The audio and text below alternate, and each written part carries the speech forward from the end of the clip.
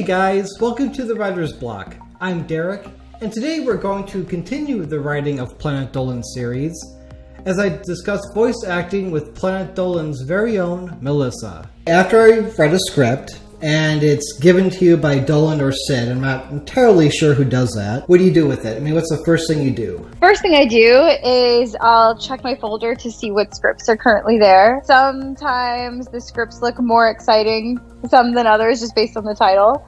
So I'll preview them, open them up, and see which one I'd like to voice. I usually do go by whatever one is due first, but sometimes I just get excited with the anticipation of what's coming next. And typically when I set up my mic, I try to do at least 2, maybe even 3 scripts in one sitting, if possible, just because I get into the mood of it and the flow of it. So I just want to record multiple things at once.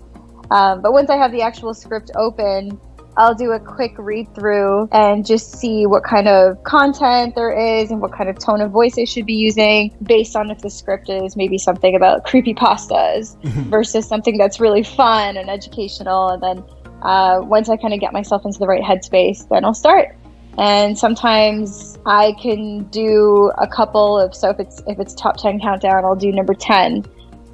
Maybe twice, and then pick the best take of that. Sometimes I hit a word that I've just never seen in my life. I have to say, in the last few years working with Planet Dolan, my vocabulary has expanded.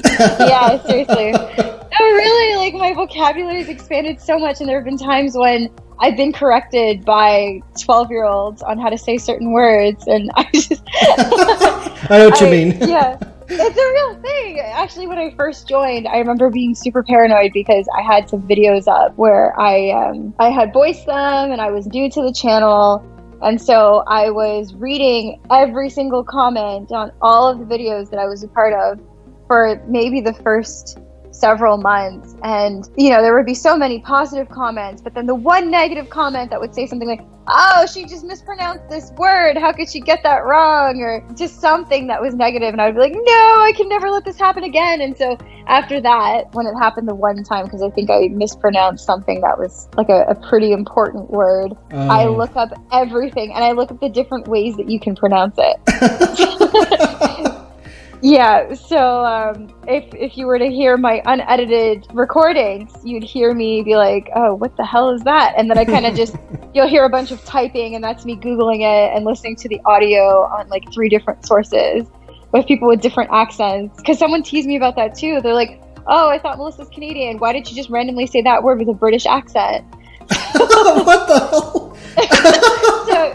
So now not only are there mispronunciations, but there's appropriate pronunciations with inappropriate inflections or accents. So yeah, everyone's a critic. I know. But I definitely have fun with the script. Sometimes I laugh at myself because for whatever reason, the way that certain things are written, they look like they're perfectly fine to read. And then when you read them out loud, at least in my case, sometimes I get tongue-tied or I have to say the same sentence like 17 times before it actually makes sense to me out loud. Oh, I hear you there. Yeah, definitely. I mean, yeah. Like, it's funny you said that because I was going to say that. I mean, I keep saying this only because I don't think it can be said enough.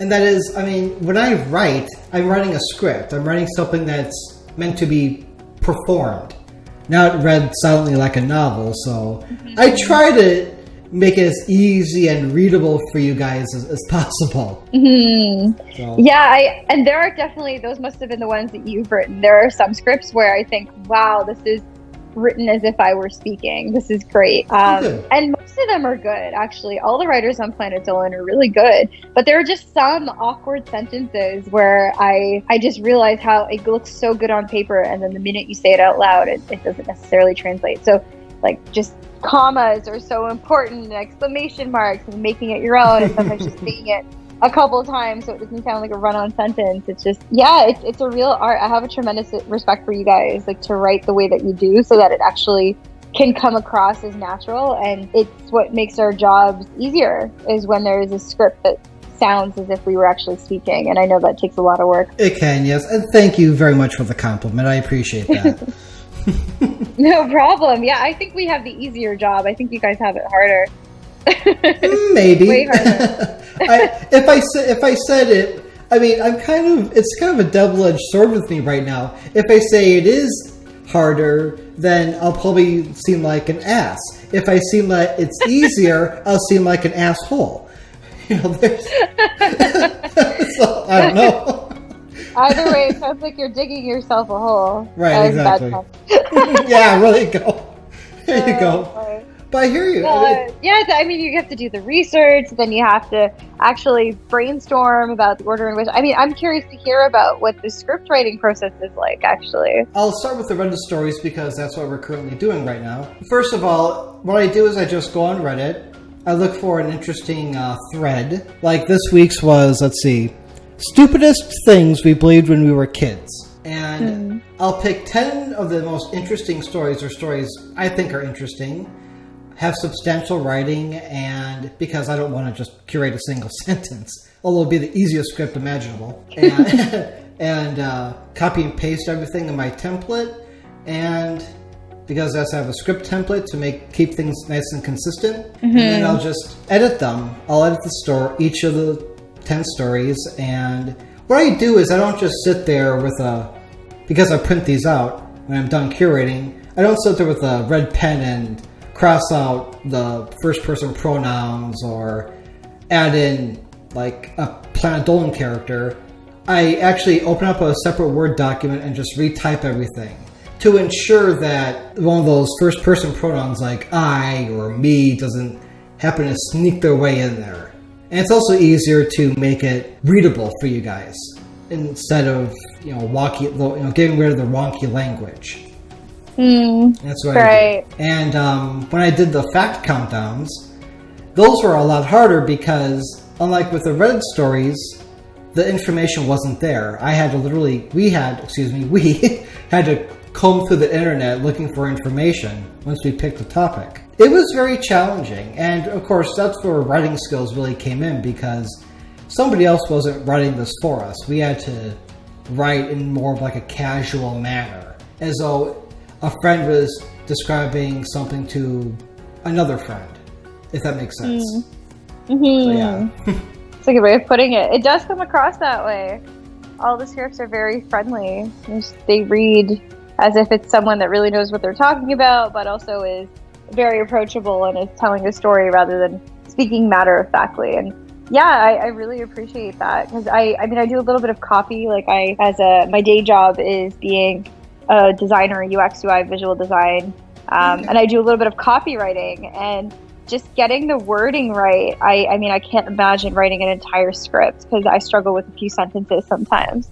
So much, and how quickly you guys are able to turn those out too. It's really neat to see it come together like that. Izzy, it's very exciting to watch the video because different creative talents are coming together to form this one awesome video.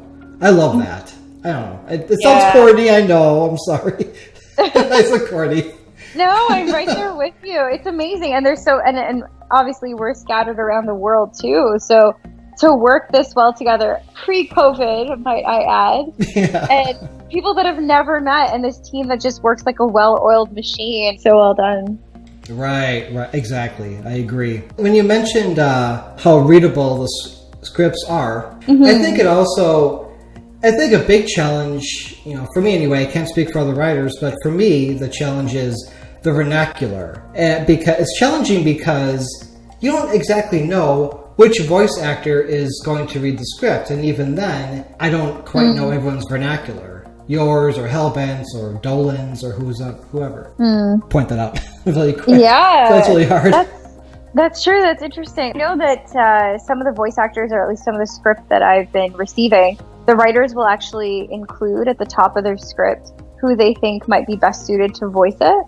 I've only had a few like that, but I like that idea. Like, you guys have gotten to know us enough that you have an idea of who might do a good job with the delivery. But yeah, writing without knowing how the delivery is going to be given is tough in itself too. Yeah, it really is. And also, to be honest, when I choose narrators, it's usually one of two reasons. The first and more common one is whichever Planet Dolan character I have left, because I will insert the Planet Dolan character into the stories before I choose the two possible narrators. But also, it depends on the topic of the script. Like, either whether it be like a scary, like if it's a Reddit stories that has like worst nightmares or creepiest, insert here, insert topic here, or one of the scarier fact countdowns. Even though we don't do fact countdowns, we haven't done them since I think 2018. I'll choose usually Hellbent or back when he was with us, Nixium. Mm-hmm. But usually if it's comedy or something like that, I'll choose you as one of them. Maybe Dolan, Pringle, and Pecan back when she was with us too. Mm-hmm. That's what I'll do. Yeah. I was laughing at myself because I heard I did get a chance to do a creepypasta script, and there's this like awesome creepy music in the background, and the script is so good, and then my voice is just so happy sounding. It's like, and then she took a knife and she killed him. It just doesn't go. I really should try it. Like I could do these dark voices, but then it doesn't actually sound like me anymore. But I can do creepy voices. I want to do a redo. Next time you get a creepypasta script, give it to me. I'm gonna try something. I'm gonna try to sound extra scary. I will take a note of that. Okay. I will take a note. Yeah, I'm so determined to redeem myself. Like, no, guys, I swear, I don't always sound bubbly and happy. I can sound evil too. Right? Yeah. She's a versatile voice actress. Come on, guys. Melissa can do it. Take me seriously. Yes. Exactly. So much fun. Definitely can't complain. It's been great. Are there certain types of scripts that you gravitate more towards? Like, do you like the comedy ones versus, the scary ones, or which ones do you gravitate more towards?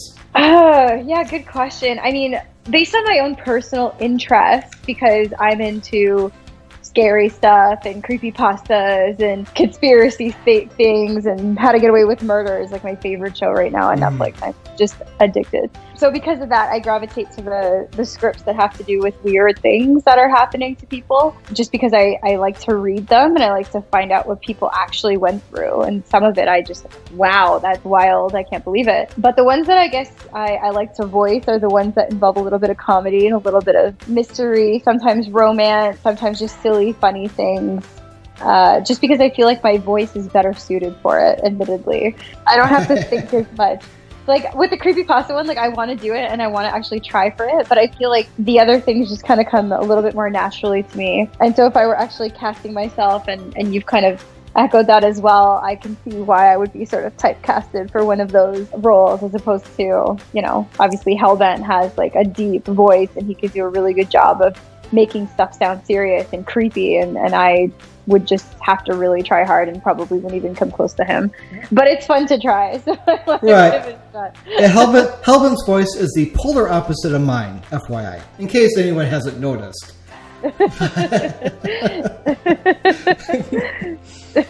Yep. Need that variety though, right? I know, exactly. Characters, yeah. It's fun. I think it'd be funny with this voice coming out of my big Planet Dolan character, because he's a big in stature and he has that intimidating gas mask on, those yellow eyes and all that. I think it'd be funny. Yeah, it's super cute actually. Yeah. It's cute. I'll be honest, when I first saw him, my first thought was, that looks like the villain in a Disney movie. Yeah? Yeah. I can totally see that. Now I can't unsee it now that you've said it. Yes. That's great. By the way, Disney, if you're listening, dibs. Get those royalties. Yeah, come on, man. You did before Planet Dolan, you did have voice acting experience. Mm-hmm. So something. I mean, it wasn't obviously something new, but probably new in terms of the material you had to read at Planet Dolan versus in the past, or? Yeah, that's a good question. So I should back up a little bit. I was a big fan of, at the time, Danger Dolan, and I would watch the channel just like everybody else. And then I saw that Dolan had put up a casting call And I had been doing some voice acting, more so for fun, a couple of paid gigs here and there. But at the time, I think I was relatively unknown. And so I thought, why not? Let me give it a shot. I've got my own equipment. And I was actually borrowing my at the time boyfriend's. I didn't even own my own mic at that point. I was using his because he was a film student, so he had one. I set it up and I thought, okay, let me do my best shot at this and given an audition. I also kind of had bits and pieces that I had done for, like I did a Skyrim mod and a couple of other cartoon characters and short films and student films and things like that, but nothing major. So I kind of cut up little bits and pieces and tried to make a demo, which the sound quality was fairly poor, but I think it was good enough for Dolan to get a good enough idea of my voice. And so I put together this demo and I sent it in an initial email, and then he actually responded back, which I wasn't even expecting, to be honest. I figured he's got millions of subscribers. What are the odds that he's even going to see my email with all the people that are responding? So I was just a big fangirl. And when he responded back, he's like, "Hey, so this is actually pretty good. Like, I'd like to try you in an audition." And I was like, "Wow, that's awesome!" So he sent me a script, and the script was an actual script that you guys were going to be, that the team was going to be putting out in a video. And so I was just told that it would be kind of a test run, and he just wanted to get an idea. So like, just read it and see how it goes. So I did. And when I submitted it, Dolan's response was, "Oh, you know what? This is actually pretty good. Like, I'm curious to see how the fans respond." And so that was actually just supposed to be an audition. But then it got turned into an actual video. And yeah, so here's a funny story. This is actually where my character name came from, which obviously is the same as my actual name, Melissa. And so, yeah, this is actually how it happened. True story is so Dolan was like, "Okay, so we're going to publish your audition as an actual video on the channel.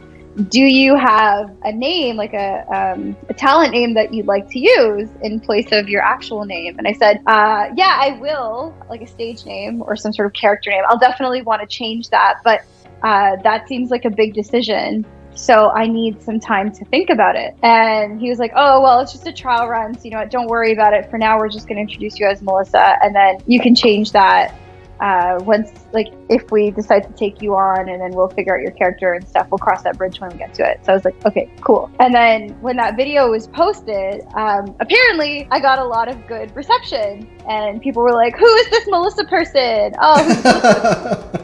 Yeah, so that's actually why my purple bird character is still named Melissa, because I basically missed the boat on changing my name to a stage name for the channel. You know, like everybody has all these cool, everybody's got all these cool names, and then there's just Melissa. Well,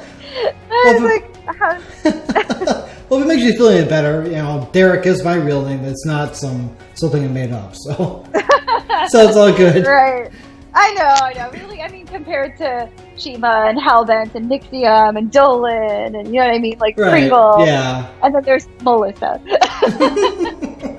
So yeah, it was just, that's actually how it happened. Was I started getting a bit of a questioning fan base, which kind of just worked out, where I just kept my actual name, and then after that, I was accepted onto the channel, and Dolan was working with me to make me a character. And I remember at first, like the concept designs, it was always a bird, and it was this really cute purple bird with blue eyes, and the eyes just looked really, really friendly, almost too friendly. And I thought, I'm more badass than that. And I have eyes in real life. And he told me, he's like, if there's any like suggestions that you have, like, let us know. And so I was like, okay, so I love this character.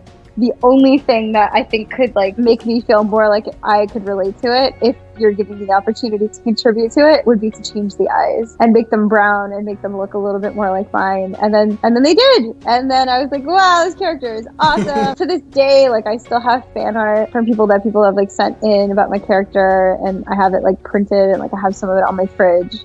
Because I just love it, and I have like, it was so great to be able to have the opportunity to see this character evolve and grow over time, and even the animators like all have their own take on the Melissa character and all the other characters, obviously, and it's so cool to see all these different styles coming together and how it's evolved over the years. But just amazing. It's been so thrilling to be a part of it. It is pretty cool what the illustrators come up with. It's just amazing. Was it your idea for Melissa character to be a bird? No, it wasn't actually.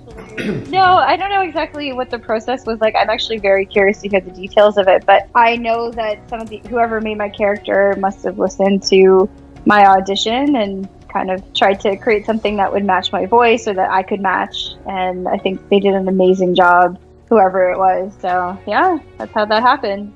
That was really cool, actually. I won't lie. And actually, yeah, I think Melissa started as a blue bird and not a purple bird. A blue bird with blue eyes. And then she became, a purple bird. That's right. And then she became a purple bird with brown eyes after my bit of input. That's right. Interesting. I'm sure that probably still, if you ask Dylan, maybe he can pull up some old sketches if he's willing to share. Who knows? Probably worth asking, definitely. Yeah, for sure. Actually, that reminds me. Back when I did write fact countdowns, I would usually choose your character to narrate, since your character was an anthropomorphic bird, if any of the scripts had anything to do with animals. So I would do that too. That was another deciding factor. Yeah, it makes a lot of sense. Yeah. I remember those. Those are some. I love animal ones. Those were so educational. I learned so much. I also remember I don't know why I still remember this. I mentioned it in past podcasts, but I remember you getting a fact countdown script that dealt with the ancient mysteries of ancient Egypt, which is kind of redundant. And I remember that because, and not to embarrass you, but I was just so impressed with how you pronounce the names, the Egyptian names and names of the temples and the cities, and it was very impressive. So, good job. Oh, wow. I'm really glad to hear that I actually did a good job with those. But I have been obsessed with ancient Egyptology since I was a kid. And I used to look these things up and study ancient Egypt. So maybe that's why I've heard some of those names before, and why I didn't butcher them like I butchered other names in some of my other videos. It's okay. It's very, I love ancient Egypt too. It's very interesting stuff. It's so bad for sure. Was that one of your favorite scripts to write? Wasn't one of my favorites, because only because the research was just hell. I don't know. I am still interested in ancient Egypt. But I don't know. For some reason, it was just really hard to make something so textbook-y, if you will, into casual dialogue. It was just so difficult for me, and so that's kind of why I don't really like the script that much. I mean, everything else about the video was great, but yeah, this is probably me just picking apart my own work. I don't really have a favorite script. Yeah, I don't really have a favorite script, to be honest. Because, part of the reason is because I haven't done fact countdowns since, 2017. It was a while ago. Yeah, it was a while ago. It's hard to pick a favorite, though, isn't it? It really is. So many. Yeah, after you have such a big body of work, too, and I'm sure, just like I feel about the videos that I've voiced, some of them are, they stand out for certain reasons, but it's hard to pick just one. Yeah, it is. It's like asking me to choose between my children. Not that I have children. But, you know what I mean? Yeah, I hear that would be hard for sure. Yeah, I don't know, honestly. I guess I'm somewhat proud of all of them. Even the ones that I think are kind of weak, or I probably should have done this and that. You know what? Someone thought it was good enough to actually record and make into a video, so I should stop being so hard on myself. Yeah, everyone's got to be their own critic, right? Humans are programmed for self-developmental purposes, but that's a topic for another time. I know. Hey, that's another topic idea. No, I'm kidding. But to talk a little bit about working on, say, a Super Planet Dolan script, more namely the Q&As, where you're paired with somebody else, or as well as what you're doing with the Reddit story scripts. Now, what I mean by that is, with the Reddit story scripts, there isn't, I guess, as much acting, because you have to be energetic and engaging when reading it.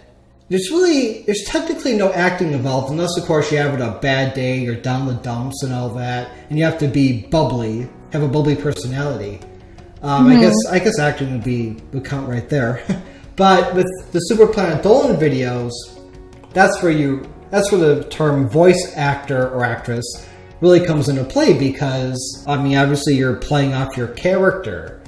Mm-hmm. And the person doing the video with you, even though you guys record your lines separately. Mm-hmm. So would you say there's a big difference there? Yeah, I guess in some ways. To me, I'm trying to be consistent with the character on both channels, even though you're right. The Planet Dolan channel in itself is more so voiceover than it is involving acting. And yeah, sure, I have had those bad days where I have to pretend to be happier than I actually am. And you could argue that that's acting, but I hear your point on that. With Super Planet Dolan, there's definitely some... I remember I'll read certain lines out loud the first time, but it won't make sense unless I actually read the writer's context of what the animation is supposed to be.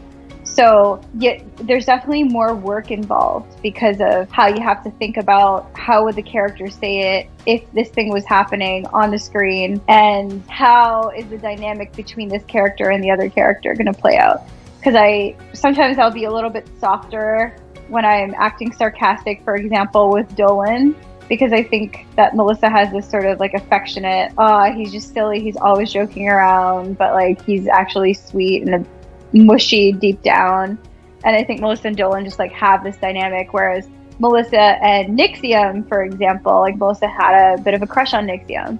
So when I voice with Nixium, I'll try to be a little bit more playful, and if I'm ever using like dry sarcasm as it's written, I maybe won't read it like a big sister looking at a younger brother, but more so like a playful kind of, this is my boyfriend sort of voice. And so I try to change the character depending on that, and also thinking about, okay, I've now worked with Hellbent, I've worked with Dolan and Nixium, like how would they voice these lines? How would my response sound? Like I know whenever I have a Melissa Hellbent script, I just think so highly of the way that Hellbent voices his scripts, like especially with the parts where he's like yelling or saying something crazy, and I think, okay, so he's gonna come out with a ton of energy for this line for sure.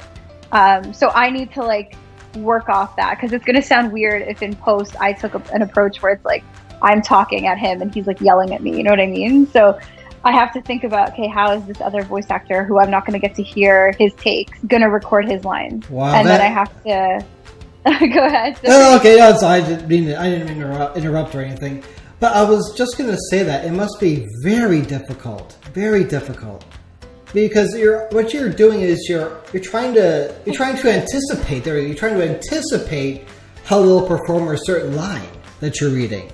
And that's, I can see how difficult that could be. Yeah, sometimes it's about taking a risk and just using your imagination and trying to remember what the other voice actor is most likely to do based on your prior knowledge of him or her.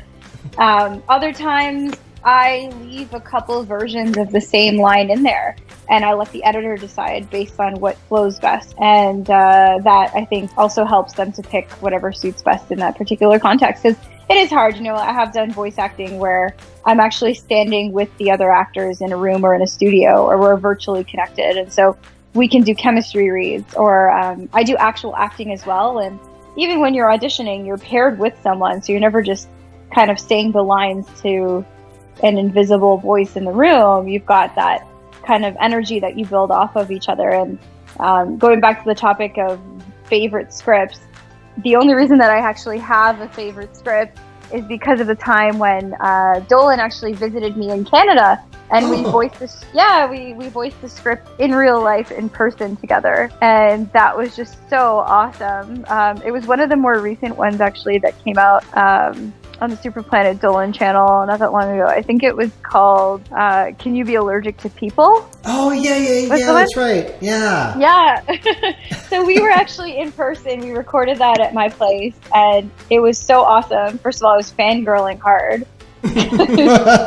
Getting to voice with someone that I've been respecting and following for years now, and getting to work with him, and now in person and recording a video together, and even him like kind of saying, okay, like do this like I had instant feedback, okay, say it one more time, but do it like this time. It was really great. And yeah, I mean, that was a one kind of once in a lifetime kind of thing, because obviously he's back in Australia and I'm in Canada, so yeah, it's not an easy thing. I think that there's a lot of thought and kind of virtual simulation that goes on mentally before anything is ever actually recorded, but that's why I'm always amazed at how well everybody is able to work together and make these almost seamless sounding videos that are educational and fun and comedic and endearing at the same time. Like it's so cool to be a part of a team like that. It really is. I mean, I feel I'm really happy that I actually landed the writing gig and that Dolan trusts me to be the sole Reddit Stories script or writer or whatever you want to call him. So it means a lot. So in like an SPD script, it will actually say, like in the margins or something, like how this line should be said. Did I hear you right? Mm-hmm. Oh, okay, a lot of the time, yeah, which is very helpful, like to get that kind of direction. But also sometimes that not quite there, and you just have to think about how the other character would say the previous line. Okay, I see now. Yeah, and I see. Yeah, sometimes there's like back and forth banter between the two characters, and so that's why thinking about the dynamic of the two are really important. I'm sure also with whenever you read with Nixium, or read with Nixium, quote unquote. Well, your character is supposed to have a crush on him, so I'm sure it was supposed to be, I guess, maybe say a line flirtatiously, but to the point where you're not trying to hurt his feelings, because if you hurt his feelings, he may not fall in love with you or feel the same way about you as you do him. Your character exactly. Exactly. Whereas, again, if I'm speaking to Dolan, I'm just like, oh, this annoying little adorable kid brother. There's a very different type of undertone that comes out. So, yeah, just trying to get into the mind of the character. And that could be fun sometimes. I can see how that'd be fun. Yeah, it really is. And I also had the privilege of hearing some of Dolan's perspectives when he was here in Canada about how much thought actually goes into developing the character dynamics and how the lines are written for each character. Like it's amazing, and I just have so much respect for him too, for the way that he does it. Very cool. Same, very talented man. Very talented indeed. Definitely. I honestly cannot think of anything else unless you have anything you'd like to add. I can't think of anything at the moment. Thank you so much for having me, and it's been such a pleasure, Derek. I really appreciate it. Thank you for agreeing to be on here, and also doubly thank you for being so patient, because we've been trying to get together since I think last October. I mean, wow. It's been a while. Thank you all for watching. Make sure to check out the description box below. I'm Derek, and this has been The Writer's Block. Stay safe, stay healthy, and remember to keep writing.